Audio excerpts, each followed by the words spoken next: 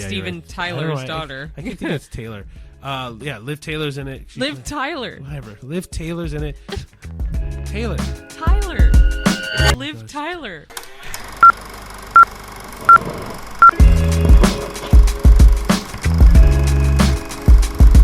Hi, everybody. Hello. And welcome to the 8th episode of the A-List Submission. I think after 10 we're going to stop counting. Because Yeah. this is going to be actually, like... no, this is definitely the 8th episode. This is going to be like half birthdays. Be like, oh, you're 30 and a half. All right, no kidding.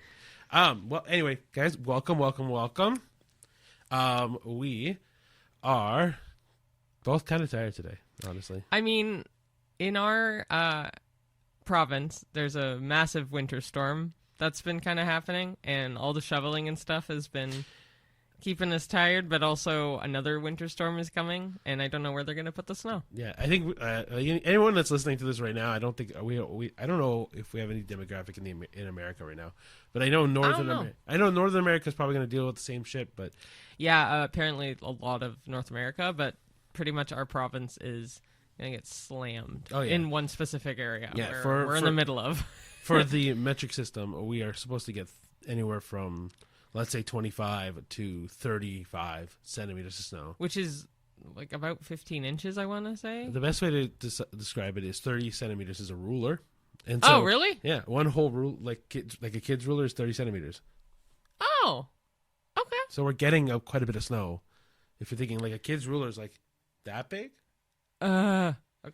It just stresses me out. But it's making us tired because it's a lot of shoveling, a lot of digging people out of snow, a lot of things. Anyway, so welcome to a very probably snowy day.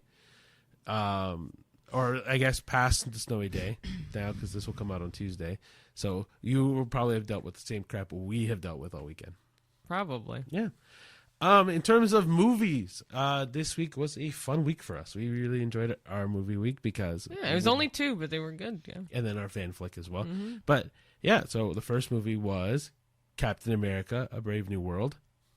Mm-hmm. And the second movie is Paddington in Peru. Yeah. I'm surprised you let me say both. Because I zoned out hard, so... Because last time you shouted out to, and it's then I okay. went. No, it's the editor in me. It's because you said A Brave New World. It's just Brave New World. So in my head, I'm like, oh, he fucked that up. But fine, Captain America, Brave New World. So then I was so focused on the error in my head, I was like, whatever. See, for me, it's always just, for me, it's just, I say things that I think is just phonetically better. Like if Captain America, Brave New World sounds weird. So for me, Captain America, A Brave New World sounds better. I didn't title it. I know you didn't title it. I'm just saying. Anyway. Those two. And then the fan flick. Yeah, which was Grease. There's a lot of good fan flicks. Keep them coming, honestly. Please. Yeah, we do enjoy watching them. We watched Grease. Fan flick. Thank you for the recommendation, whoever sent that in. So we'll talk about that. Yeah, but first we'll talk. Well, actually, one of the things I wanted to bring up was actually a quote that I saw. So I listen to podcasts on my way to work all the time.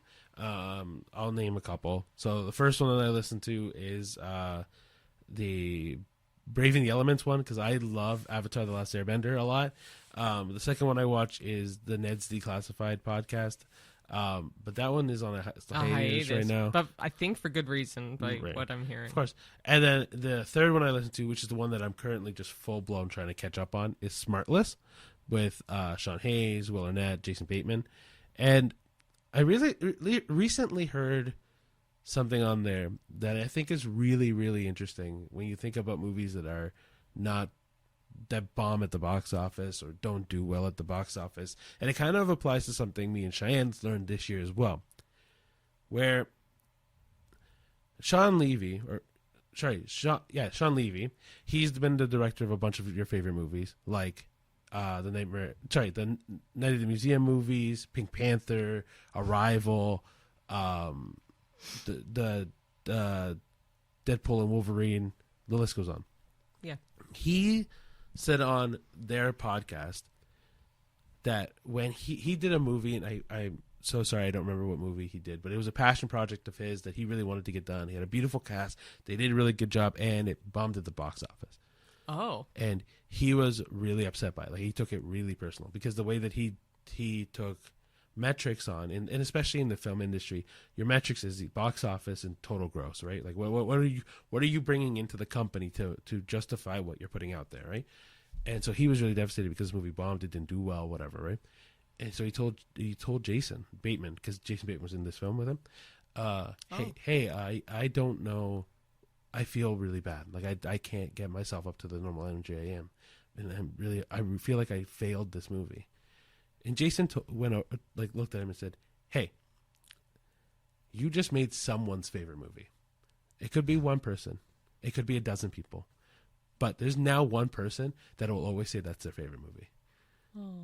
And so it's one of those things where I've realized, especially this year, 'cause now that we're doing this podcast more and more, that like The Better Man, the movie that we've talked so highly of, Yeah. has made maybe 10 million, 15 million. Bombed. It has bombed. But it's not even like a little, I think it's horrifically bombed. But it is one of the best movies we've seen so far this year. I think it's one of my favorite movies I've ever seen. But that's what I'm saying. And I wouldn't have bat an eye at it had it not really been for this podcast. Exactly. But that's what I'm trying to get at, is like, the reason why we do this podcast truly is to say, we want everyone to go to the movies, whether we say this movie is good or bad. If you have any little bit of interest in it, and you're like, I know that these people said that it's not their best movie. Like, we talk shit about Dogman, right? And so, but I also know kids will eat up to see that movie. Yeah. Right. So if you're like a teenager or like a young adult, and you're like, or even an adult, and you're like, hey, I really want to see Dogman. It seems like fun, even though we hated it. Go watch it. Like, yeah. Which we wanted to make an addendum, and whatever. We want to fix something we said last week. Yes, we said the worst movie of January was The Last Showgirl. It was Dogman. It was not. We forgot it came out in January. Yeah, and actually, I think it came out January 30th, 31st. Like one of the last days. So that would be our least favorite. Yeah. But yeah. It was just something to keep in mind. That's a good quote. I like that. Yeah, even the worst movies will have at least, if not made someone's favorite movie, has inspired somebody in some sort of way. To even make a movie. Exactly, yeah. Right? Like, kids' movies, sure, they always get the shit end of the stick by saying, like, oh, like, Dogman was awful because it had no plot. It didn't make sense. It was weird and wacky. But, like, those movies brought kids joy in some way, right? And so I think it's something to keep in mind where when we review movies, we'll talk about what we think you should go see, what we think you should spend your money on, because, again, movies are expensive. Getting a babysitter is tough. All that kind of good stuff, right? But, like, if you genuinely have an interest in a movie that we think is bad, please go watch it. Like, we know we say this at the end of our episode all the time, and we're probably going to say it again at the end of today, but, like, truly go watch a movie if you have any interest or any slight push to wanting to go see it, because it does help the industry to make better movies, to spend more money on the production value. Because I know a lot of times, like, especially with, we'll get into the Marvel stuff later, but, like, for example, any movie now that's come out seems like it has a list of production issues, right? And it's like, oh, we're rushing this to get it out. And so, please, if you have any interest in going to see a movie, and you never know, the next movie might be your favorite movie, even if you're like, oh, they shitted on it, or like they hated this movie, please go watch it. Yeah. That's all I wanted to say. I know it was a little long-winded. Okay. So we do want to mention one more thing. So as everyone knows, the Academy Awards / the Oscars usually air the first week of March, last week of February time. And as you all know, our podcasts release on Tuesdays. Yeah. So that kind of clashes with how we would film and then release the episodes for the Oscars, because it airs on a Sunday and we film on Saturdays. So our Oscars episode will be airing like a week after the actual thing. So March 11th will be when our Oscars themed podcast comes out, because then we'll be able to have seen the Oscars, talk about who won, who should have won, any nominations in general. We'll have having seen the Oscars. So if we did it the week before, we wouldn't have been able to see the Oscars and find out like exactly who won what. So keep an eye out for March 11th will be the Oscars themed episode, but we will be having one. Yeah, I know it'll be a week and a couple of days late, but like for us, it's better that way, because otherwise, if we try to force one the Tuesday after, essentially what ends up happening is us making guesses of who's going to win. Yeah. But you guys would have already known who won, and yeah, it wouldn't end well. The other way, I thought of I haven't talked about this with Cheyenne, but I truly had thought of like 6 different ways we probably could have filmed an Oscar episode, but every way just kind of went, well, I'm going to spend so much time more filming and trying to get that in. Yeah. And so, yeah, the best way is truly just to postpone it for a week later. Yeah, so March 11th will be our Oscars episode. Perfect. Okay. Awesome. Okay, so we'll go into our movie reviews now. First one being Captain America: Brave New World. Mm-hmm. I guess I'm starting then. You're the Marvel guy. I mean, I like Marvel too, but you're definitely All right, so then I'll let you do Paddington. Paddington. Okay. Okay, so Captain America: Brave New World. Quick little synopsis about what this movie is about for those who are interested in seeing it but have no idea what it's about. So we if you haven't seen the show Falcon and Winter Soldier, big thing that happens at the end of Endgame is that Steve Rogers gives the shield over to Sam, and Sam now becomes the new Captain America, which is Anthony Mackie, and he is now dealing with a new elected president, who is Harrison Ford. His character's name is Thaddeus Ross. He replaced William Hurt with the character when William Hurt passed away. And the whole story is truly just how to maintain political advantage and then also try to get his friend out of prison. Truly is what it is. The movie is really good. It gets to introduce cool things. I'll bring it up in the later half of the episode with Marvel, but it gets to introduce really cool things without spoiling it. But yeah, like I think the all the acting was really good. The story was really fun. I think it really is an action-y movie. But to me, the two things it highlights, or 3 things it highlights, is one, Anthony Mackie can run a movie. I think he does a really good job at being that powerhouse lead, and he can really drive this story forward. 2, I really love the gentleman that plays Falcon, and I'm so upset I don't remember his name. I know his name in the movie is Joaquin, but Yeah, but I will put his name up on the screen. But man, I thought funny. it was Perez, like his last name. I could be wrong, remember. but don't go. But anyway, so he is so funny. He is a perfect sidekick kind of character right now. Eventually, who knows? Maybe he'll eventually have a lead in the Falcon movie. But he's really good as a side character, as a comedic guy, but still as someone who is also has a lot of dramatic moments and like really does add a lot to Anthony Mackie's Captain America. Yeah, because you can tell he's still a newbie with superhero stuff, and I like that.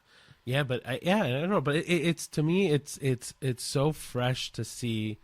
Honestly, this is more for me, I guess, but to see 2 minorities really take the lead of a Marvel movie for me is crazy. I love it, and one of them being Hispanic, a little biased, sure, but I mean that'll happen again in Fantastic Four, so.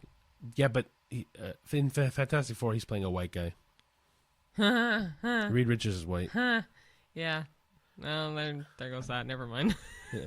But anyway, my point is those 2 really, for them being probably the major half of Spotlight, they do such a good job. Mm-hmm. And then Harrison Ford, I loved as Thaddeus Ross.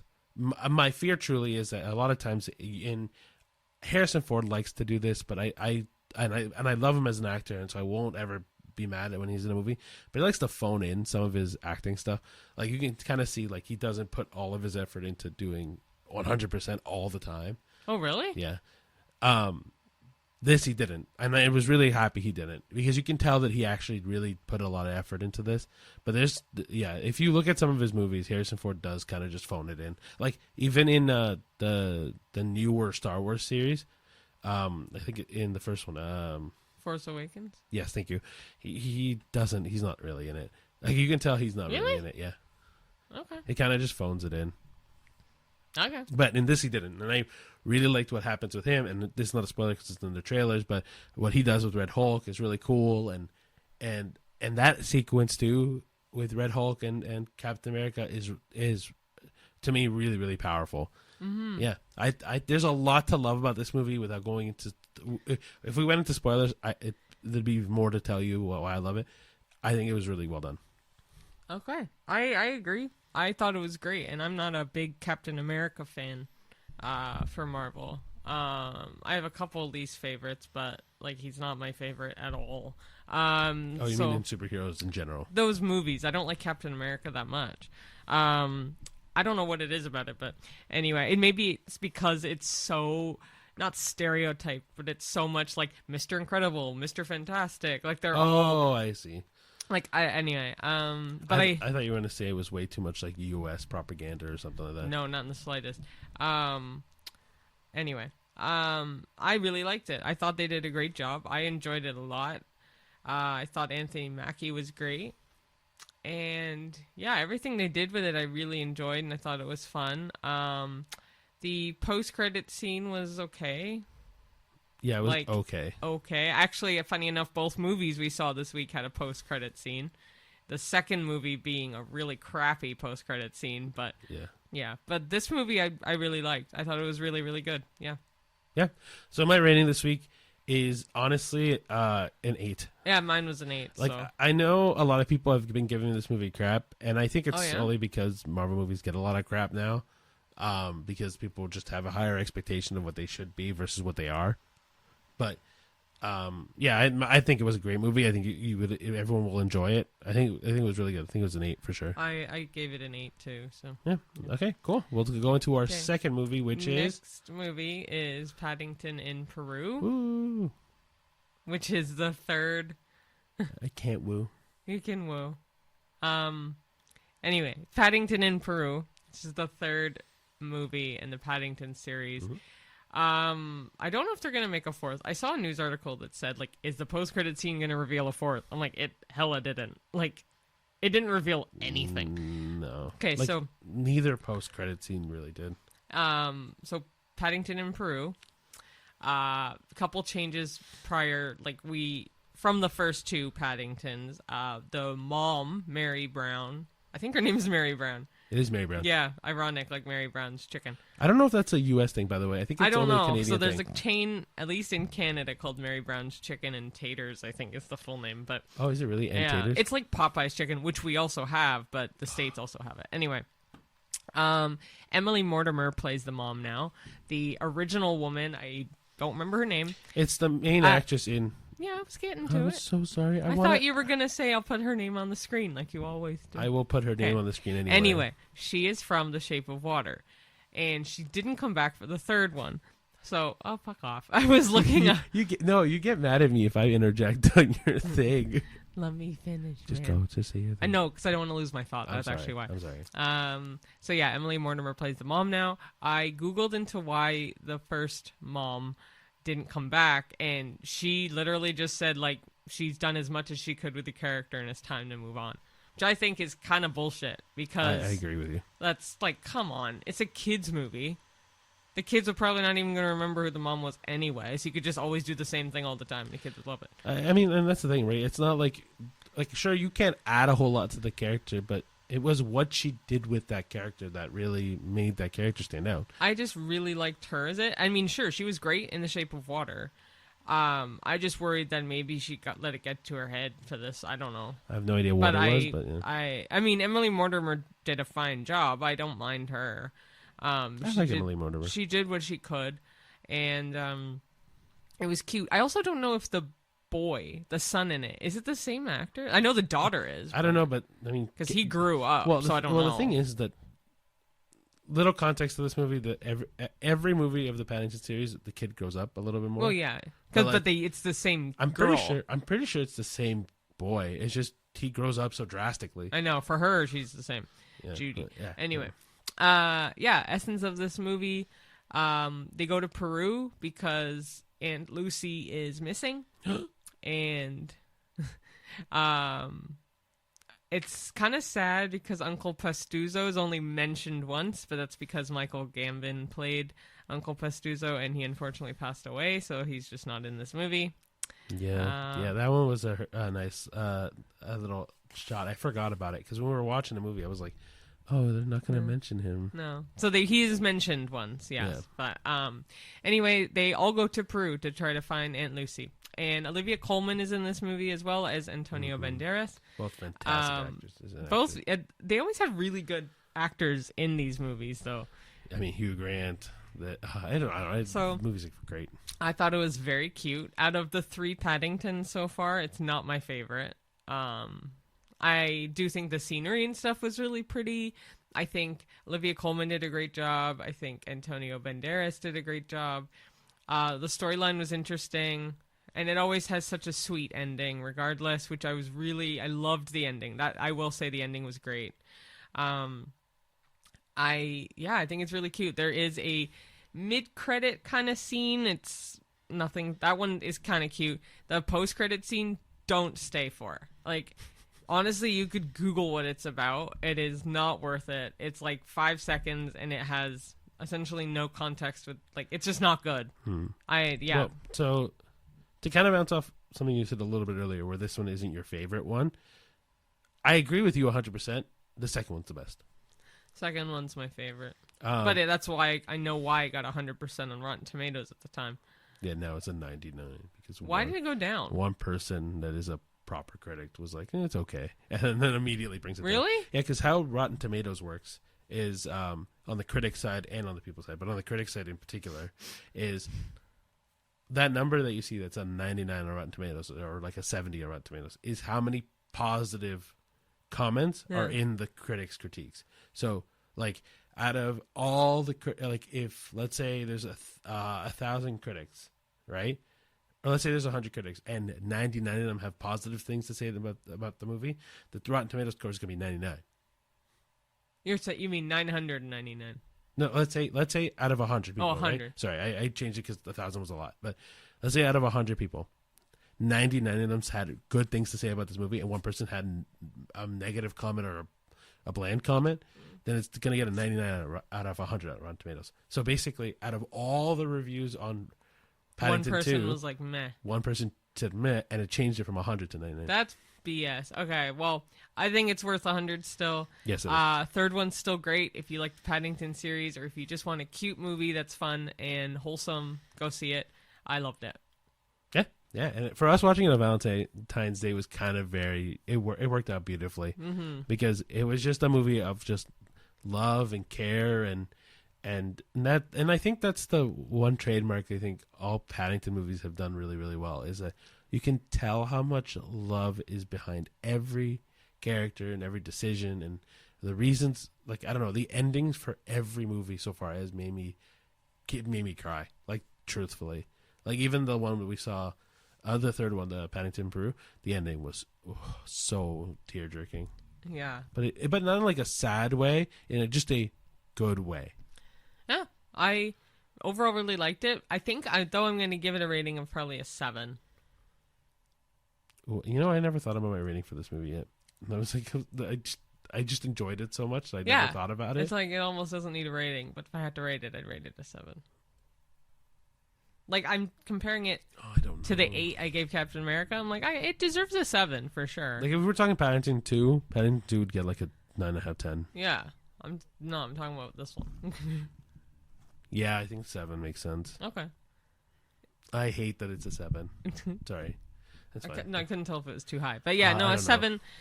I know it seems low for Paddington-esque, but So are we saying that Captain America then was better than Paddington in Peru? They're so different from each other. They are. I think for the movie that it was, it deserves a 7. And for the movie that Captain America was, it deserves an 8. I am comparing it as well to like the trilogy of movies that Captain America has had and Paddington has had. Out of Paddington, the second one's the best. Out of Captain America, for me, this one was the best. This one was okay. But I don't like Captain America movies. So anyway, those are the end of our movie ratings. One quick comment, though. Winter Soldier is definitely way better. I don't remember it that well. That's fine. that's okay. But Winter Soldier's way better for me. Personally. Okay. Well, no, but I was just basing my rating on I know Winter Soldier is the better one. I just don't remember it. I just know people have said that's the better don't get me wrong. I that's not me saying that this one was bad by any means. I just hold a lot of love to the Winter Soldier storyline. Sure. Anyway, all right. So we will get into our fan film of the week. I can't remember what I called it. Fan flick. Thank you. Whatever. Fan flick of the week. And this week we got Grease. Yeah. And yes, thank you. I tried to say it earlier, but thank you to the fan. Yeah. Sorry, the whole table's shaking. Oh, okay. Thank you to the fan that suggested it. I can't remember who you are, but thank you. Honestly, I'm gonna let Cheyenne take this on for the most part. Cheyenne has seen this movie 1,000 times. This was a great recommendation because I will rewatch it all day. I've probably seen it at least 100 times. Because fun backstory. What? No, go ahead. Oh, fun backstory. When I was like mid-teens-ish, I didn't have cable or live TV. I had a VHS/DVD player, like the one that was like the 2-in-1 player. And I only had like a few VHS tapes at the time, and one of them was Grease. So every night I would just rewatch whatever VHS tape I had in there, and it was Grease. So I've seen it at least 100 times. I know it like the back of my hand. If you have not seen it, it is with John Travolta and Olivia Newton-John as the main two. Mm-hmm. And it's like a summer romance-based high school musical. No pun intended. But it is cute. It's fun. It's got some classic songs in there that people would know. Like Summer Lovin' or Grease Lightning or You're the One That I Want. I'm going to make a quick comment on this because we don't spoil movies that much. No, but fan flicks we do. I was just about to say on the fan flicks from here on out. If you're going to watch us, we're spoiling fan flicks because this is our genuine reaction to movies that have already come out. These are not brand new movies. The reason why we don't talk about spoilers in the first half of this is because they're brand new movies people want to watch. Fan flicks have been out. Yeah, that's why like first one was Gremlins. And yeah, really so there's spoilers ahead for Grease. Yeah. It also has Stockard Channing in it as Rizzo, and I love Stockard Channing. Rest in peace to her as well. Yeah, it's just really fun. They did make a sequel. Don't watch the sequel. So Frenchie in the first, I don't remember her real name, but Frenchie from the original, she comes back to the sequel. No one else did, though. So, like, no Olivia Newton-John, no John Travolta. Like, it was not great. Yeah, it's such a classic. I just love it. It is so cheesy. Mm-hmm.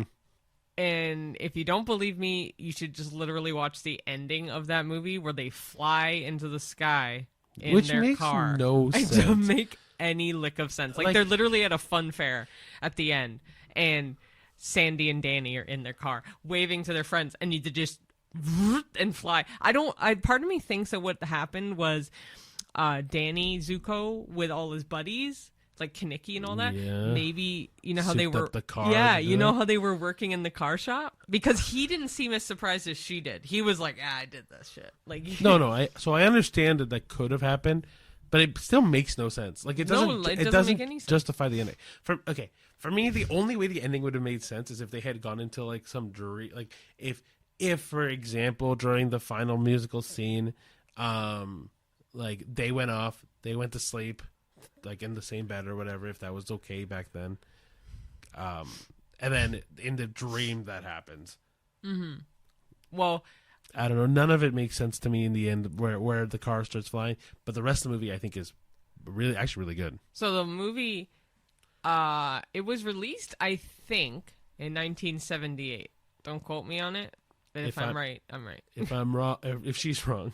It's on the screen. 78 keeps popping in my head because I know Dirty Dancing was 87, and I flipped the two. So, anyway, but I think the setting of it's the 50s. Yeah. So yeah, as far as like people in the same bed and all that, probably a no-go. Dead ass have like sex scenes in this. So. Oh, good point. You're right. And they really talk about. You're right. And they really talk about a false pregnancy and. Yeah. So this I guess was a more taboo movie at the time. So yeah, I guess they could be in the same bed. So it was a 70s approved version of the 50s. Yeah. But the reason why I make this comment is because I Love Lucy, when did that finish? Late 50s. That would make sense then. But that was filmed in the 50s Yeah, yeah. for the 50s. Yeah. This was filmed, so it's like Dirty Dancing, filmed in the 80s, based in the 60s, I think it was. Yeah. So the reason why I say the whole bed thing was because of I Love Lucy. I just know. couldn't remember when I Love Lucy ended. No, I know. If it did end any later, it's like maybe 1960, because then the 60s were all the Andy Griffith Show. Right. Anyway. Yeah, no, I love it. The music's just really fun, and no offense to the one girl in the Pink Ladies, she's ugly. Like, Oh. like no offense, but also kind of offense, because she. Oh my gosh, not Frankie. No, so there's Frenchie, there's Rizzo, Marty. No, not Marty. It is Marty. Marty's the other girl. Marty's the prettier one who has a fling with the TV host. You're talking about the one with glasses and stuff, right? No, not her. none of them have glasses. I thought one of them was like a nerdy one.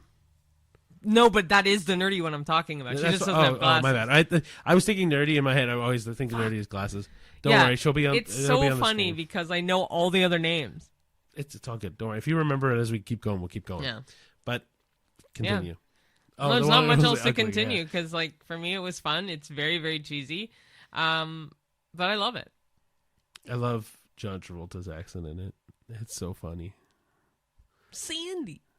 Hey, Sandy. Like, It almost I reminds don't know me, why. It almost reminds me of Audrey from Audrey 2 in Little Shop of Horrors. But the plant is a lot more deeper, but it's the same idea. It's just different register. But I think it's really, I actually really do like Grease Lightning, that song, like the way that they do that video. He doesn't sing well. He doesn't sing He well. doesn't No, sing but well. Grease Lightning's musical number where they go That thing? but like even when they go into the next scene where they're in like a white room with the car and all the dancing around the car, like they're not in the shop. They're not in the shop, but they're dancing around in that white room. I think is really cool. I think the musical numbers in this movie, like even Beauty School Dropout. I was just about to say Beauty School Dropout, where she's walking down like the steps. This like version of It's heaven. It's produced so much like a stage play, but it's not a stage play. It's just it's like a up the production of a stage play, and it's so good. Yeah. Yeah, I really do like Grease. The more I think about it too, because like Cheyenne said, me and Cheyenne have seen Grease forever ago, and we also rewatched it this week again because of this. But like every time I think of like every time I think of Grease, because I didn't watch it growing up, I watched it more recently. I didn't have the idea of like, oh, I love Grease. Grease is amazing. I always just think, oh, Grease.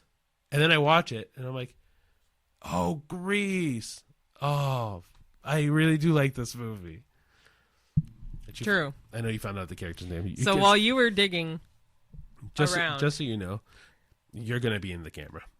As I was talking. Oh, I'm so sorry. It's okay, but it's fine. I'm so sorry. So if something is like a bug in my ear, I will hate everything until I find it. So maybe one day we'll get tablets so that way we can do like a little on the side. Rizzo, Frenchie, Marty, and Jan. Yeah, I saw the Jan. So it's Jan. Jan is the ugly one. Marty is the one that wants a fling with the TV host. Oh man. Oh yeah. At the dance yeah, marathon. yeah. This because I remember him saying like, "What's your name?" Like whatever. She said Jan. And it was just Marty. Sorry. She's like Marty Maraschino, like the cherry. Oh, right. See, again, very taboo. It is very taboo. So I think that's why I like it. It's because they just stretch that line a little bit. I mean, stretch it. I think they obliterate that line. Just so you know.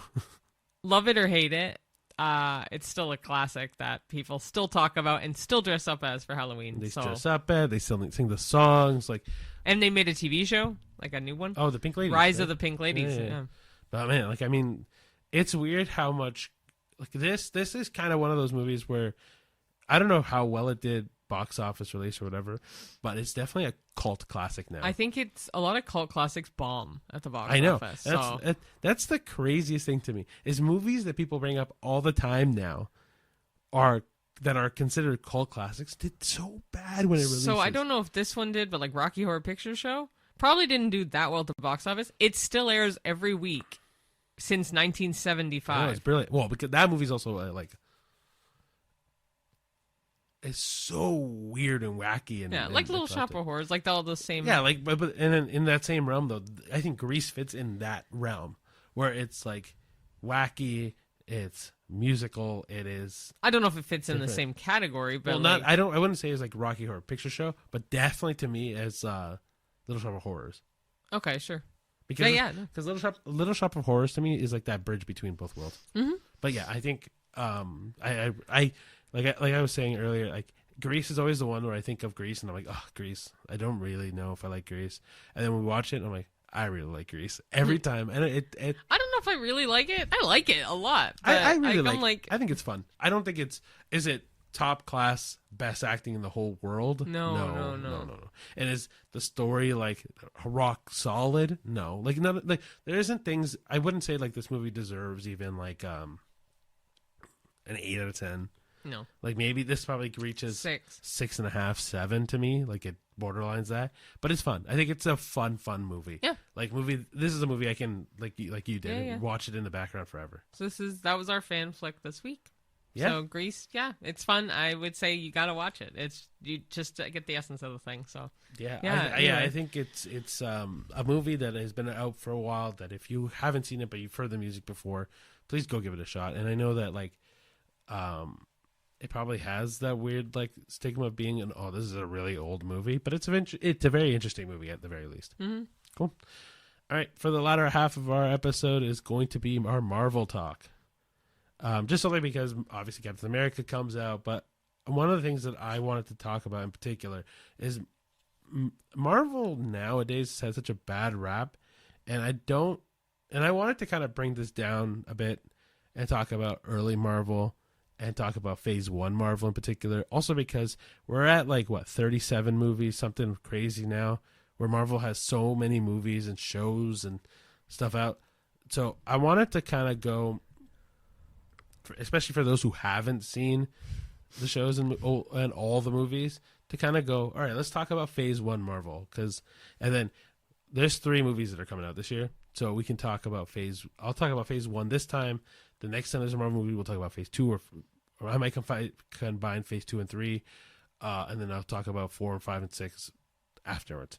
But we'll start with Phase 1 this episode to give it a great foundation and get people kind of excited for Marvel movies, man. Because I think, like I was saying, Marvel nowadays, I think it's because of because I won't lie, Marvel that hasn't had the best string of movies recently, and so I wanted people to get excited about Marvel movies again. I want people to understand that, yeah, you know what, this is not peak acting. This is going to be a wacky movie. Like, comic books are not made to be serious dramas and serious action films. They're made to be kooky stories or weird stories with having weird villains that don't make any sense. Or like, think about Thanos was not. Sure, Thanos was dramatic, but like when you break down the essence of Thanos, it's a purple alien who gets these shiny stones that have powers in it to change the world or to change how the universe works. Like, it's not your typical movie by any means. It's either a typical action movie, sci-fi movie, whatever. It's just not normal. And so for people to have these like massive critiques on it and go, well, this doesn't make any sense anymore. Well, what are they doing now? It's, to me, unfounded. But anyway, we'll start with Phase 1 Marvel. So 2008 is when it starts it all. To Iron Man. Robert Downey Jr. is the man that starts it all with Jon Favreau behind the camera and also in front of the camera. But yeah, Iron Man is a cultural phenomenon, right? Like, I think truly Iron Man being the first one to start it off, it's just crazy. Because it was 2008. Yeah, but like, and especially for the risk that Marvel was taking, right? Because Robert Downey Jr.'s had his issues in the past, and you never really know if he's going to be the one to start it. But he had so much charisma and uniqueness, and like really drove home the main character lead. I think no one else could have done what Robert Downey Jr. could have done. But for the people that don't know what Iron Man is really about, Iron Man is just essentially a rich playboy, billionaire philanthropist that has a come to Jesus moment, or like a wake up call, where he gets kidnapped, he gets put in a cave, he has to figure himself a way out of that cave because people are trying to steal his inventions and trying to profit off of his weapons, right? Because his family name Stark is a weapons manufacturer that sells the weapons out to the U.S. Army, but they also sell weapons out to the Army side. And he has to build himself out of the cage. So what he does is he creates the first Iron Man suit. So anyways, he creates the first Iron Man suit, goes back home, realizes his company partner, Obadiah Stane, has been trying to screw over Tony as much as possible. And so Tony creates keeps working on his craft, keeps becoming redefining the suit, becomes Iron Man, and then he saves his company, saves Pepper, which is played by Gwyneth Paltrow. Paltrow. I'm so sorry. Anyway, I'm like Petro. I'm like Paltrow. Favreau. Well, that's why I said Paltrow, and I'm like, that's not right. Paltrow? No, that's not it. Anyway. Also, there was something you said, and I was like, what are you talking about? There was a name you just said before that. Obadiah Stane? No, it's okay. Jeff Bridges? No. It was like Uzi or something. Like, you just said a name that I hadn't heard before. I don't remember what you said. Whatever. Anyway, if I remember, I'll remember. I'll say it again. Essentially, what ends up happening in that movie is Tony Stark saves his company, defeats Obadiah Stane, and saves Pepper Potts. And he outs himself as Iron Man, which makes him the first public superhero out in existence, and basically is the chain that starts the whole thing. Funny enough, there's one movie that comes out, I think the same year, if not right before it, but I'm pretty sure it's the same year, which is Incredible Hulk. This movie has a lot of reference to the new movie, Captain America, Brave New World. The Ed Norton one? Yeah. Oh, okay. Yeah. Because Tim Blake Nelson's in it, and he's in the new movie. Taylor. Liv Tyler, yeah. Steven right. Tyler's daughter. I keep thinking it's Taylor. Yeah, Liv Taylor's in it. Liv Tyler. Whatever. Liv Taylor's in it. Tyler. It's Liv Tyler. Liv Tyler's in it, and she plays Betty Ross. Sorry, there's too many Bettys in this Marvel universe. I think there's too many names for you to keep track of. That too, but Betty Ross, who is Bruce Banner's love interest, and Thaddeus Ross, which again I say gets recasted, but essentially in the Incredible Hulk, the Hulk has been a thing already. He has been trying to escape him being the Hulk, right? Bruce Banner is always that tortured soul that has this monster eating it on his back, and it's trying to get rid of the Hulk, right?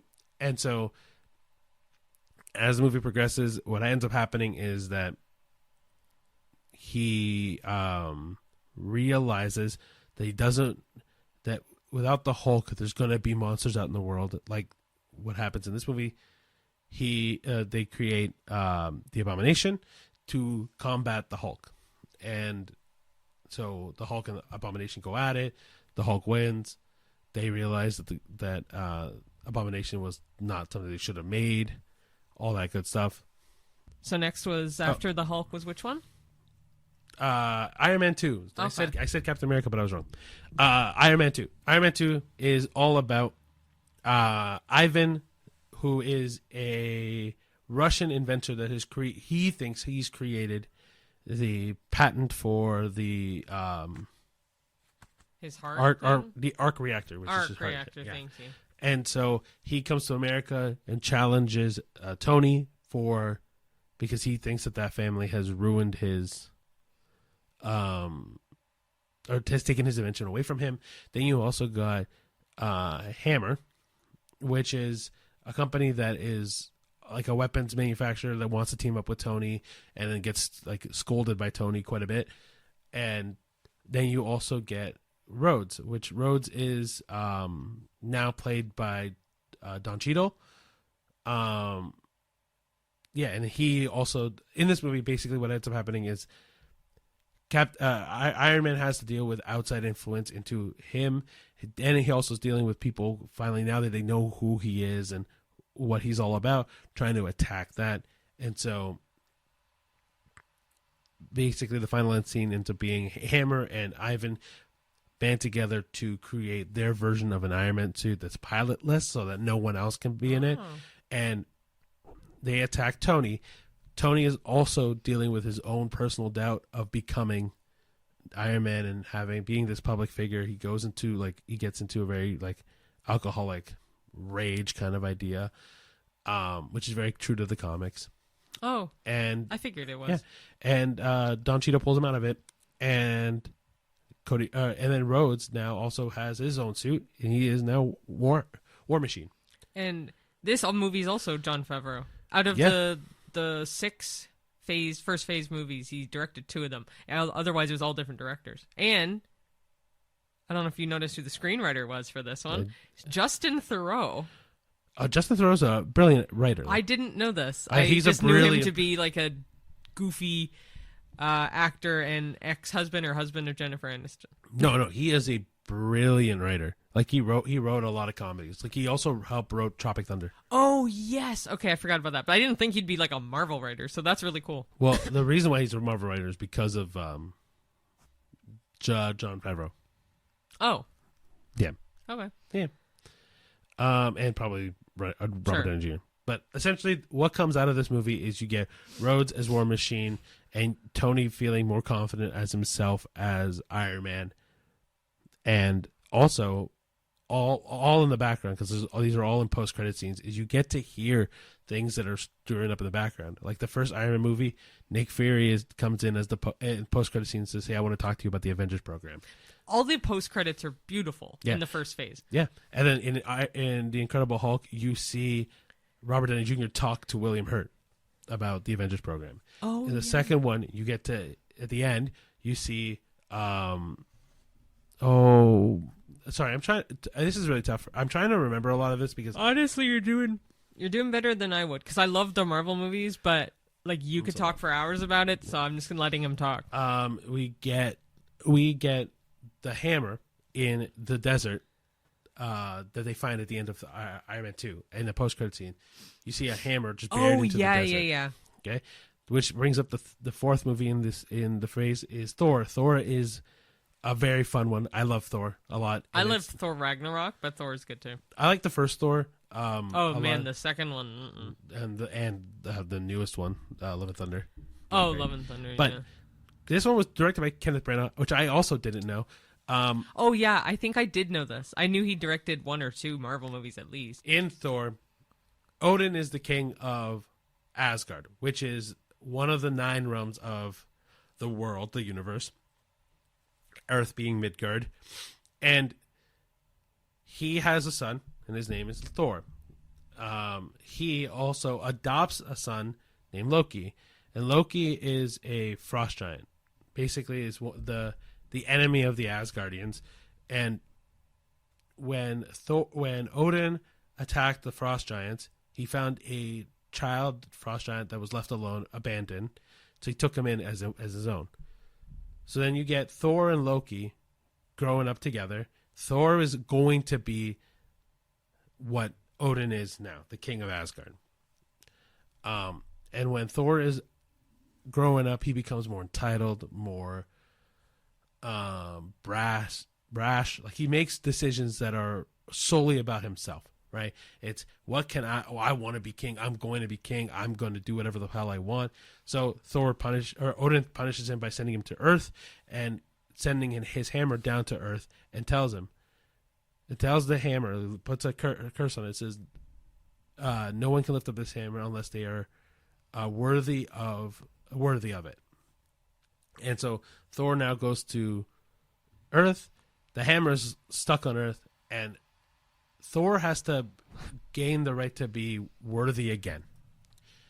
And that's the whole trip. He meets Natalie Portman and Kat Dennings, and he meets a lot of interesting people that help him get to the point where he's now worthy. And then in the background, Loki, now knowing that Thor is gone, basically tries to take his dramatic takeover by learning more about his past, letting in frost giants into Asgard, taking over Asgard essentially. And so Thor becomes worthy, goes back to Asgard, and stops Loki. It's essentially that movie. Post-credit to that scene is that they find something crazy in the Arctic, and it's just Captain America's shield. I didn't register that all the post-credits tied to the next movie. Yeah. Until I hear it back. I'm like, oh, yeah. Yeah, and so Captain America, the First Avenger, is the first time we see Chris Evans as the titular character. He basically, for the recap of that movie, is young Steve Rogers wants to become a U.S. soldier, but he's too weak, too scrawny, doesn't have the build for it. But his friend Bucky Barnes does, so he gets into the army. Didn't he? Okay, I thought that he took a serum though. Like I know. Not Bucky yet. So he was just jacked anyway? Oh, Bucky was built. Well, not jacked, but like he was built enough to be in the army. Okay. Then Steve Rogers gets offered to take a serum that'll make him faster, better, stronger, the whole Harder, shebang. better, faster, stronger. Yeah, exactly. And he takes it, becomes the Captain America that is buff, well-rounded, the whole bit, can jump faster, can jump higher, run faster, is stronger. And then they also give him the amazing shield that is still known to this day, made of vibranium. That's important. But basically the whole movie ends up becoming from him at this humble beginning of being a scrawny kid, this humble beginning of being a strong kid, or a young kid, scrawny kid, to becoming the hero that he is, but his heart never leaves him, right? Also, the villain of this one is Red Skull, and Red Skull, what he's trying to do is get the Tesseract to essentially dominate the world.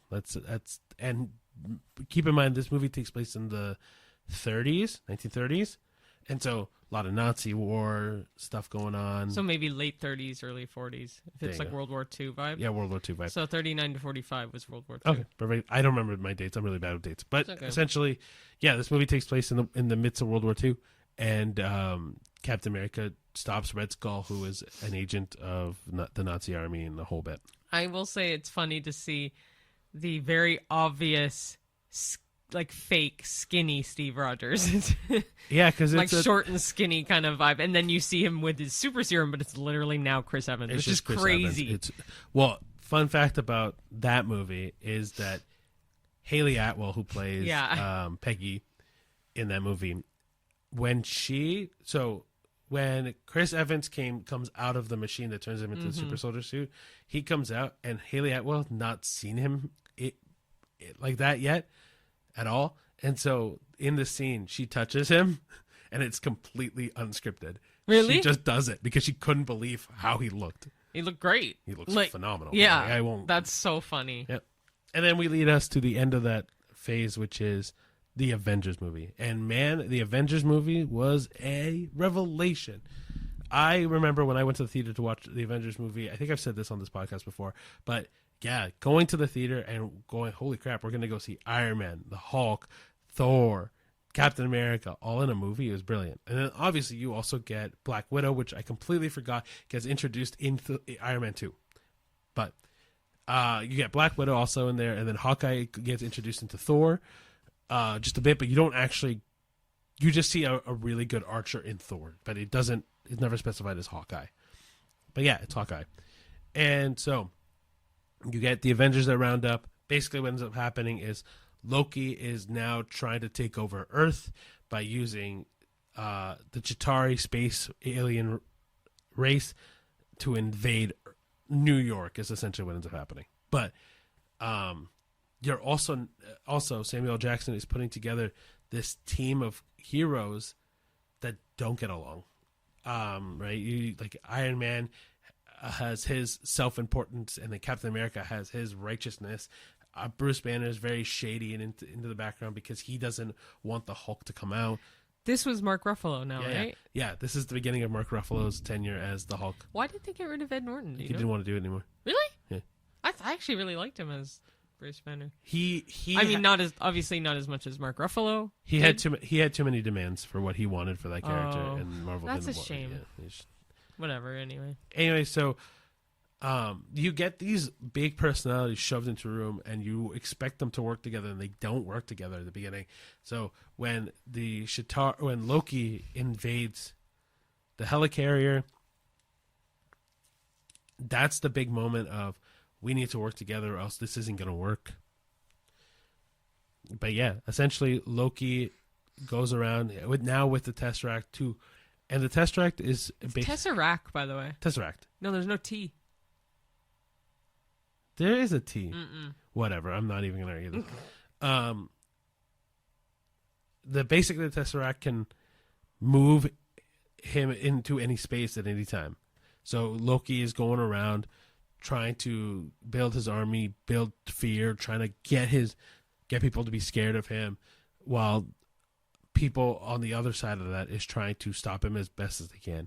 And so when the Chitauri invasion comes in, you see the iconic Avengers in New York Square.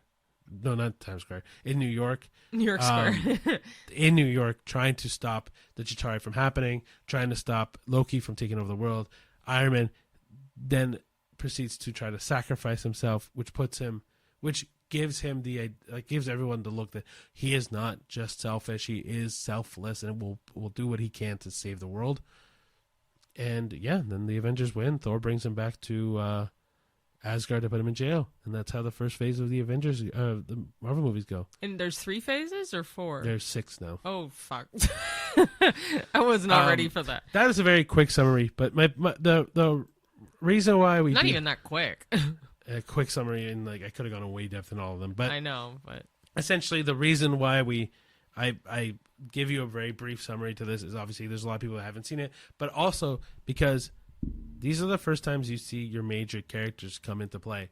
And so I urge anybody who's interested in the Marvel movie, take it step by step. Obviously don't throw yourself in all in at once, but the first phase gets you excited for the Avengers and gets you I really really like the first phase. And I mean, they released 6 Marvel movies in 4 years. That's pretty good. It was that's how it started, right? It was 1 movie a year, 2 movies a year. It was most. Prime Marvel was phase 1. Phase 1 and phase 1 to 3. Yeah. Or phase 1 to 4. No, phase 1 to 3 is the best 3 phases. The first 2 phases are just but it's just so the audience when you'd go to the theater was more hyped. I think be oh, we're getting into something really cool, and it was magical to see that. But I think one of the things that I think people forget is that there are things that, the next phase that we'll talk about when, I think the next movie is Fantastic Four. Out to this year? Oh, yeah. I think the next movie that comes out this year For is Marvel? Fantastic Yeah. Four. There's only 2 out this year? I don't know. I thought there was 3. No, I know another superhero movie coming out, but that's Superman. Yeah.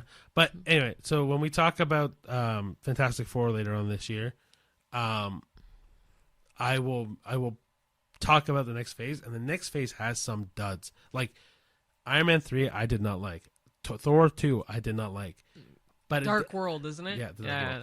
But there are a lot of bad movies that come out during the Marvel tenure, but doesn't slow the roll, and no one realizes them. Oh, I know, right? But that's for phase 2 and 3 and so on. But when we go into post Endgame, people love to shit on Marvel, but there's going to be bad movies. There's going to be movies that don't resonate well. But there's also going to be movies that are not the most popular that are really good.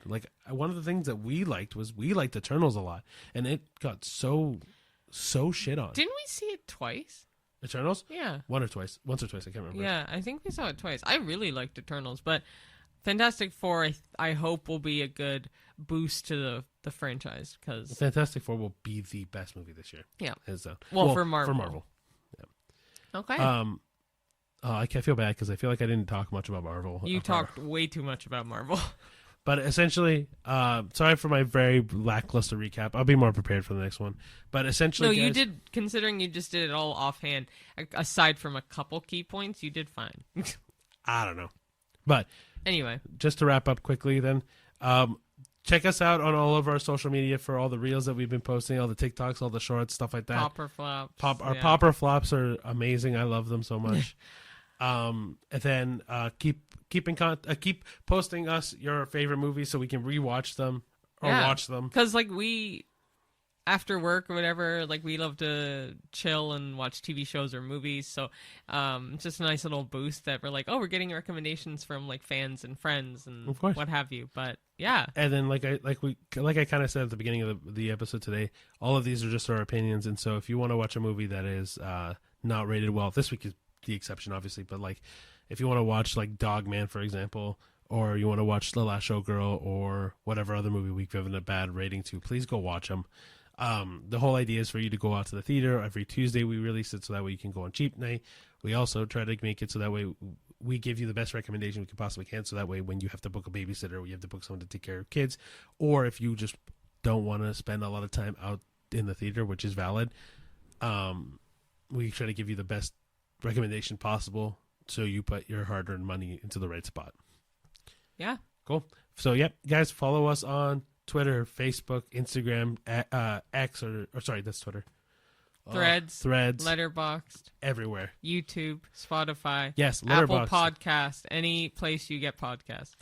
Yes. Letterboxd, please keep going on there, guys. We're going to keep updating it, make sure that we have all of the newest reviews on there for us.